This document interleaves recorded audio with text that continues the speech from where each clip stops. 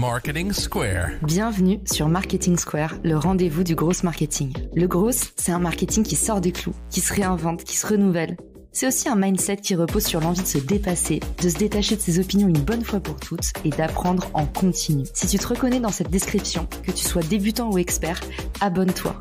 Ce podcast va devenir ton meilleur allié. Je suis Caroline Mignot, grosse marketeuse et entrepreneur. Et chaque semaine, je partage sans compter des astuces concrètes, des méthodes actionnables, des idées utiles pour faire grandir ton business et rester à la pointe des nouveautés. Si cet épisode te plaît, tu peux le partager en me taguant ou lui laisser 5 étoiles sur Apple Podcast. Bonjour à tous et bienvenue dans ce nouvel épisode de Marketing Square. Aujourd'hui, on va parler écriture. J'ai le plaisir d'accueillir Selim. Salut Selim, comment ça va ? Salut Caroline, ça va très très bien. Merci beaucoup de me recevoir. Vas-y, viens, on s'amuse. Oui, j'ai trop hâte. Surtout, je me suis beaucoup amusée à lire ton bouquin, Le guide du copywriting. Je vous mettrai le lien dans les ressources de l'épisode, mais tu es une des rares personnes à avoir créé un manuel pour tous ceux qui veulent un peu s'exercer sur le domaine. Oui, mais parce qu'en fait, le truc est très simple. Tous mes clients qui venaient me trouver, ils auraient bien voulu toutes mes techniques à un seul endroit. Et le problème, c'est que quand tu as un blog, quand tu as un podcast, quand tu as une chaîne YouTube, tu vois, tout le contenu, il est éparpillé. Donc, je me suis dit, allez, vas-y, tu fais un livre pour partager tout ce que tu sais. L'idée, elle était ultra simple sur le guide du copywriting. Résumer en un seul endroit les techniques indispensables pour tous ceux qui veulent à la fois être copywriter freelance et lancer leur business en ligne. Trop bien. Et alors aujourd'hui, du coup, tu vas nous donner un peu les 5 techniques qui permettent immédiatement, dès finalement la sortie de cet épisode, de pouvoir améliorer son style d'écriture. Parce qu'aujourd'hui, l'écriture, on en a besoin dans tout.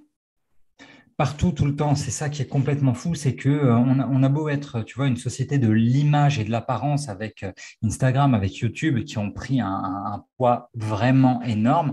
La réalité, c'est que outre l'image, c'est toujours, tu sais, c'était quoi? C'était François, Paris Match, je sais même plus Paris Match.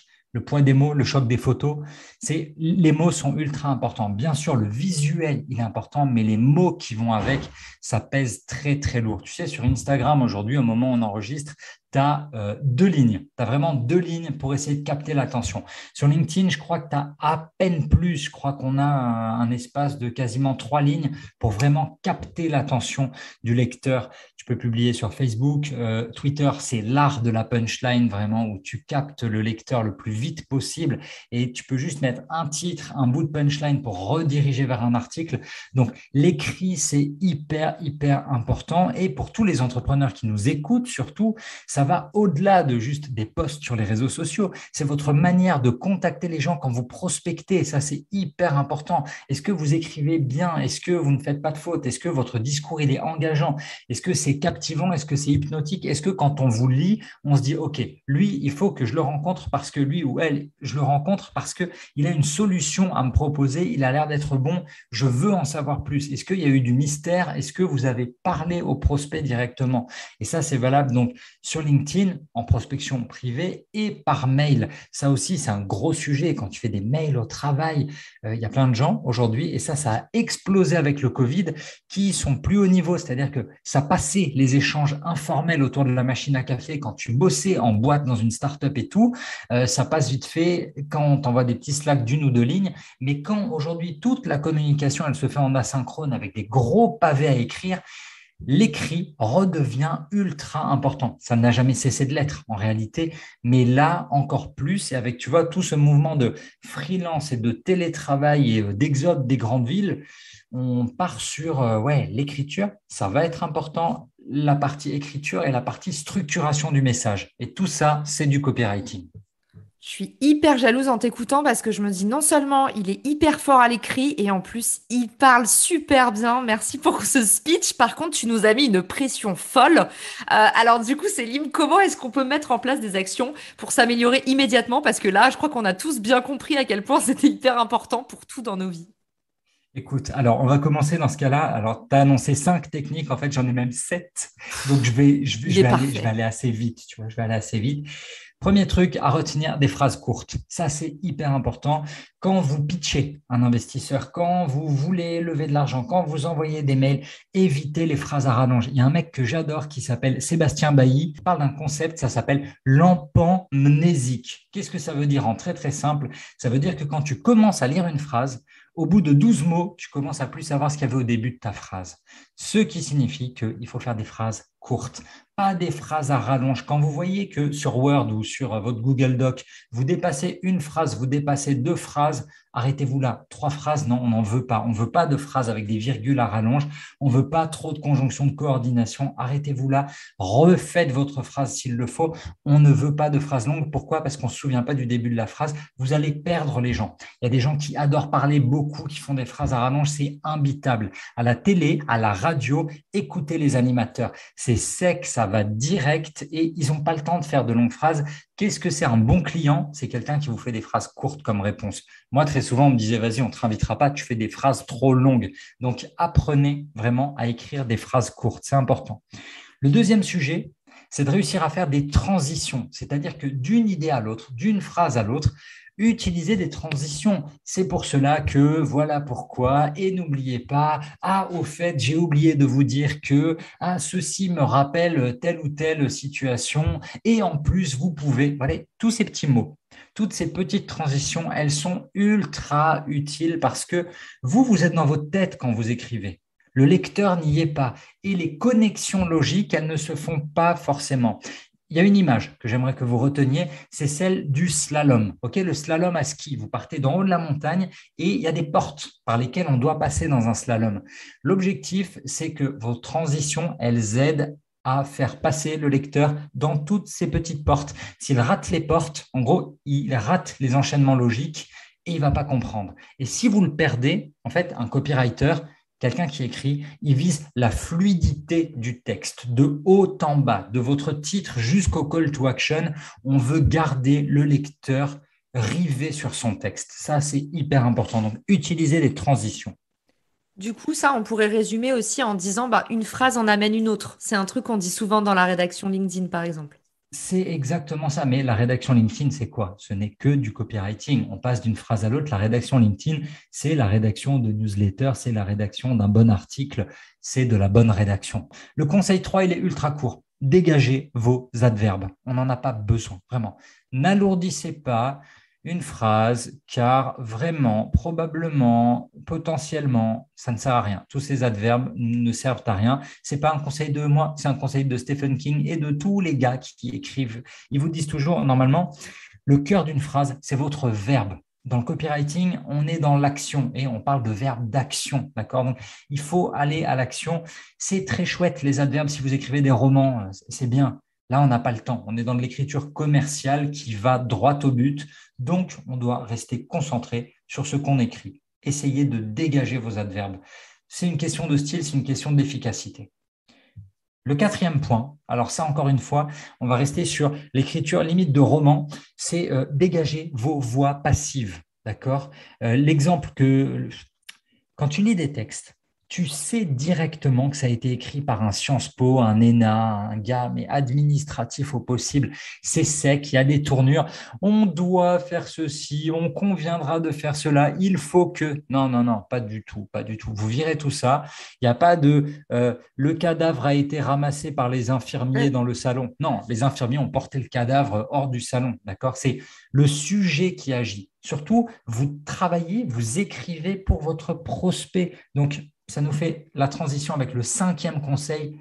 Utilisez le plus de fois possible le mot vous, le pronom vous. Vous écrivez pour vos lecteurs, vous écrivez pour vos prospects. Vous n'écrivez pas pour vous.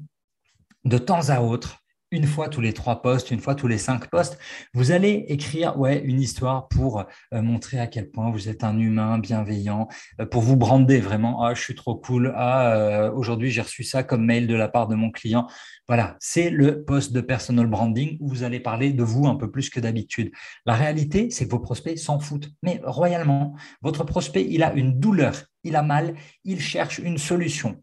2 choses. Soit vous réussissez à lui apporter sa solution et il va continuer de vous lire, soit vous parlez que de vous et ça ne va pas l'intéresser et il finira par vous zapper, vous mute, vous mettre en spam. Donc, ça ne fonctionnera pas. Il y a un test, j'en parle dans le guide du copywriting, j'ai perdu le nom du mec. C'est un test qui dit, en gros, dans une page de vente, un mail de vente, il faut essayer d'avoir 3 fois plus de vous que de je. D'accord? Hyper important. Vous, votre, vos, mais le moins possible, je, moi, je, moi, je, moi, je. On n'est pas là pour parler de soi. De temps à autre, c'est bien, effectivement, de parler de toi parce que tu es l'autorité, tu as la crédibilité, la légitimité, c'est toi qui apportes la solution. Mais le cœur du problème, utilisez le pronom vous. Vous écrivez pour vos lecteurs. Ça, c'est ultra important de le garder en tête. Et faites-le au moment de la relecture. Faites ce test et surlignez ou comptez avec des petites barres. Voilà, le nombre de fois où vous avez mis vous, le nombre de fois où vous avez mis je. Et s'il y a trop de jeux, eh ben vous réécrivez, vous dégagez les jeux et vous reformulez en utilisant du vous, du vôtre. Ça, c'est hyper, hyper important et c'est probablement vraiment un des conseils en copywriting les plus importants pour avoir pas forcément un bon style, mais un style qui fait qu'à la fin, ton prospect, il est touché, il se sent concerné, il se sent visé et il se sent vraiment concerné par ta solution. Il se dit, waouh, ce texte, il a été écrit pour moi et pas, ok, le gars parle que de lui. Ça, c'est hyper important. Donc, utilisez le vous. Le 6e conseil et avant-dernier, ça va être d'écrire comme vous parlez. Pourquoi c'est important? Alors, écrire comme vous parlez, ça dépend. Si vous parlez comme un charretier, si vraiment vous êtes très souvent grossier ou vulgaire, faites attention quand même, d'accord?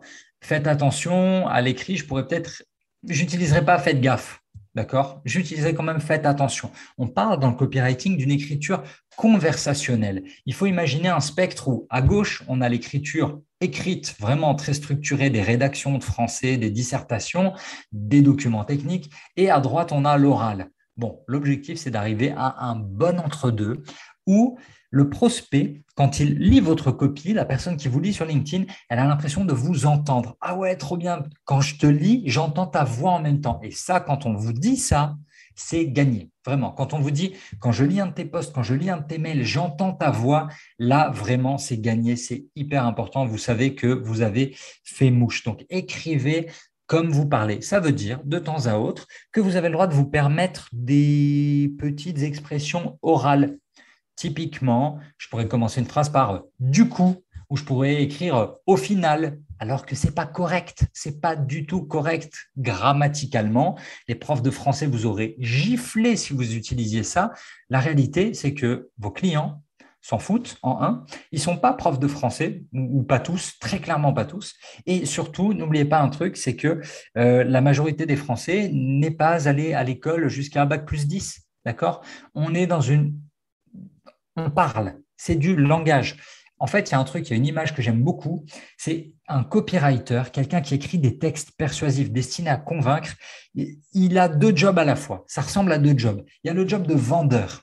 C'est comme un vendeur qui fait du porte-à-porte, il va frapper à la porte et il va pouvoir dérouler son speech, il va pouvoir parler de son produit tranquillement, mais il a les réactions du prospect en face. Donc, il peut s'adapter. Il peut s'adapter aux yeux pas contents, il peut s'adapter au body language, les bras qui se referment, il peut répondre aux questions et aux objections en temps réel. D'accord? Un copywriter, il ne peut pas faire ça. Donc, il doit penser à toutes ces objections en amont et c'est comme si votre page de vente, votre post LinkedIn, votre mail, votre newsletter, c'est comme si tout ça, c'était vraiment un dialogue silencieux.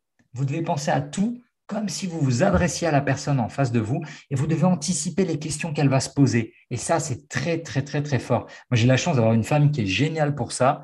À chaque fois qu'on regarde une série ou un film, elle me pose des questions. Ma réponse, genre, mais attends, mais c'est qui lui? Attends, mais qu'est-ce qui est en train de se passer? Je lui dis, je te promets, il y a des scénaristes, ils sont très bons. La question que tu viens de te poser, dans 2 minutes, tu auras la réponse, patiente un peu. Votre texte, c'est la même chose. Et le deuxième job, c'est celui de stand-up artiste, c'est le comique. Le comique qui est sur scène, il a la chance, lui, tous les soirs, de pouvoir raffiner son texte, raffiner ses blagues. Si ça ne marche pas, une punchline un soir, il peut la réécrire et la rejouer 2 heures après dans un autre comédie club ou le lendemain. Nous, en tant que copywriter, on ne peut pas. Et c'est pour ça qu'on doit avoir cette vision conversation, on doit penser aux objections, on doit avoir cette oralité pour imaginer à qui on parle en face de nous, qui on a envie de convaincre, qui on a envie de persuader. Donc ça, c'est un conseil qui est hyper important, le côté écrivez comme vous parlez et comme vos prospects parlent, bien évidemment. Et je terminerai avec un 7e conseil très actionnable, je dirais, qui va être de vous relire à voix haute. hyper important. Vous relire, ok, fine, c'est bien, c'est une première chose, c'est ultra important. L'autre jour, j'interviewais Jacques Séguéla qui me disait il fait 12 relectures pour ses bouquins. Il a écrit quand même 33 livres, je crois, si je ne me trompe pas, 33 livres. Donc, il sait un peu de quoi il parle. Le pape de la pub en France, il me disait, ouais, 12 relectures spécifiques. Il m'a rendu fou. 12 relectures, c'est vraiment beaucoup, mais j'admire vraiment, j'adorerais faire ça. Outre la relecture que vous devez faire absolument, faites la relecture à voix haute parce que ça va vous permettre d'entendre les galères, les phrases pas bien, les phrases qui sonnent pas bien, les enchaînements qui n'existent pas. Vous pensiez qu'il y avait une bonne transition, en fait, elle est complètement absente et vous allez vous rendre compte à l'oral que vous passez du coq à l'âne. Vraiment, j'étais sur une idée 1, pas de transition, idée 2, waouh, là je vais le perdre et il ne va pas passer dans les petites portes du slalom.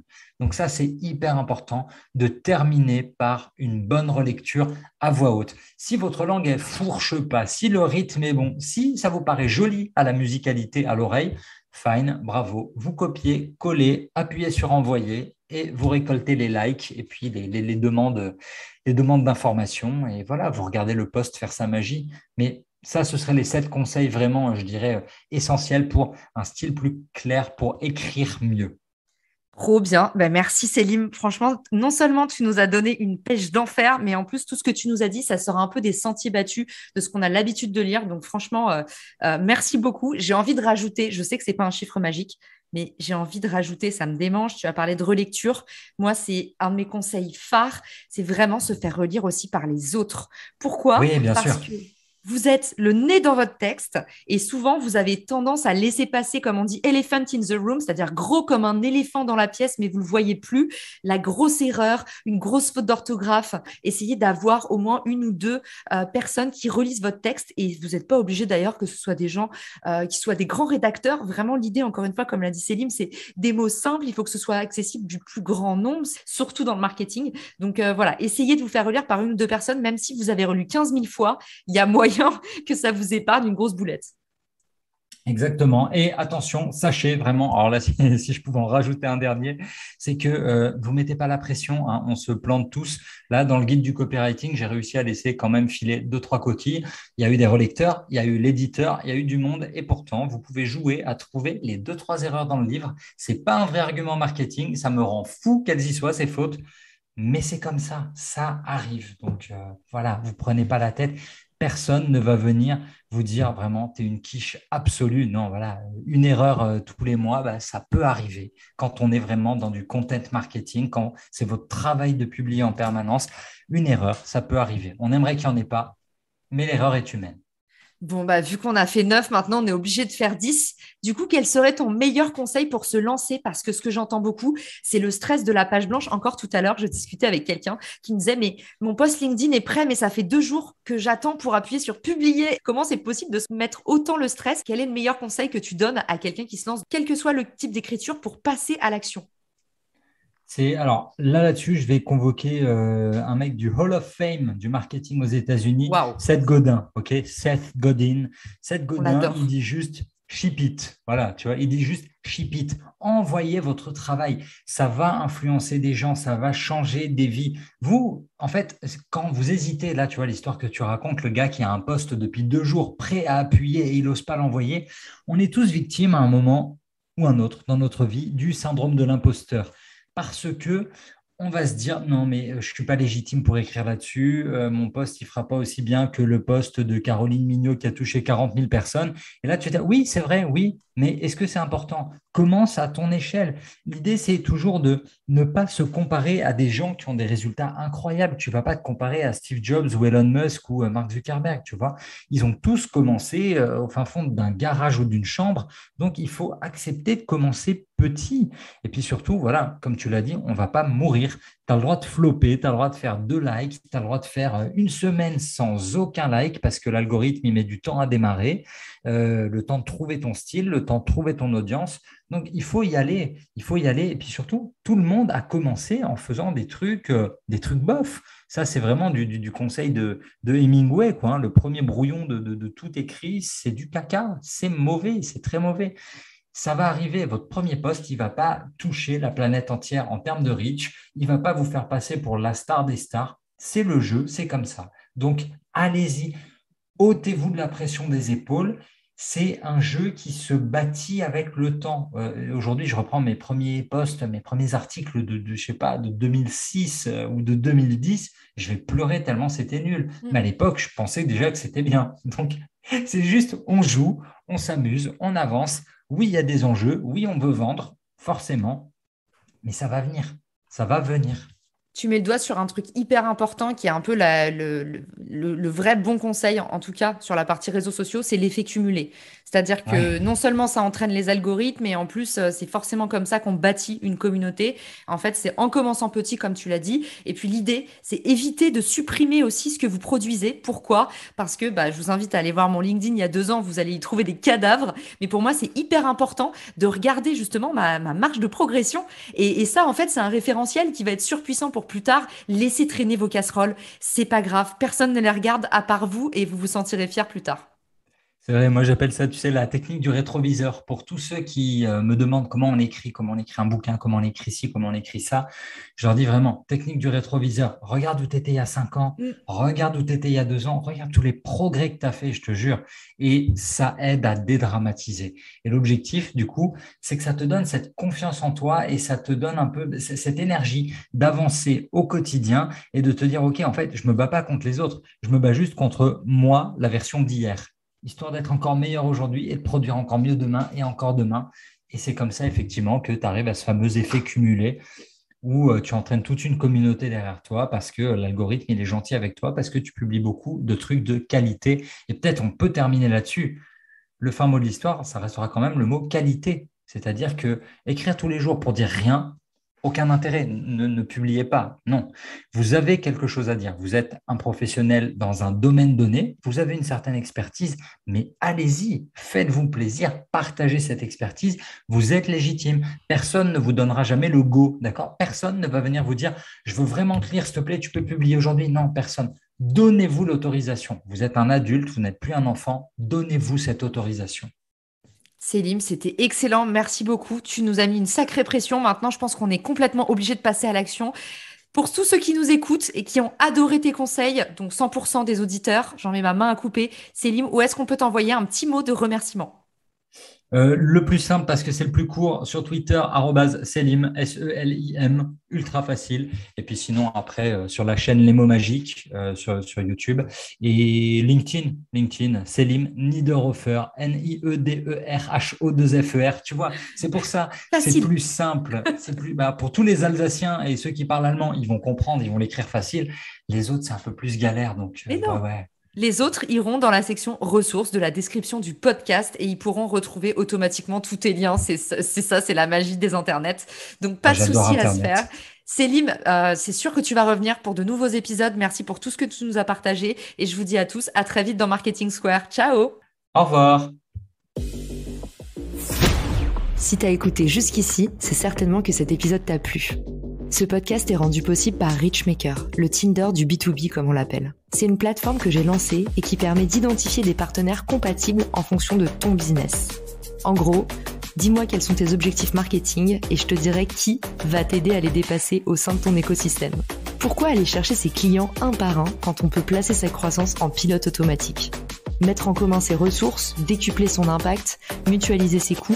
Après 10 ans à travailler en marketing entre New York et Paris, je me suis rendu compte que la pub était devenue un réflexe tristement automatique. Pourquoi est-ce qu'on baserait notre croissance sur des modèles qui nous placent en compétition les uns contre les autres ?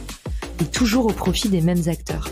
Le vivant, qui est quand même notre ancêtre de plusieurs milliards d'années, nous enseigne que ceux qui prospèrent sont pas les plus forts, ce sont ceux qui collaborent le plus. Et si c'était pareil dans le business ? Pour découvrir l'immense pouvoir du co-marketing, j'offre des contenus que tu trouveras nulle part ailleurs sur richmaker.com, onglet Académie. Plus d'excuses, passe à l'action et à très vite sur Marketing Square, le podcast du gros marketing. Marketing Square.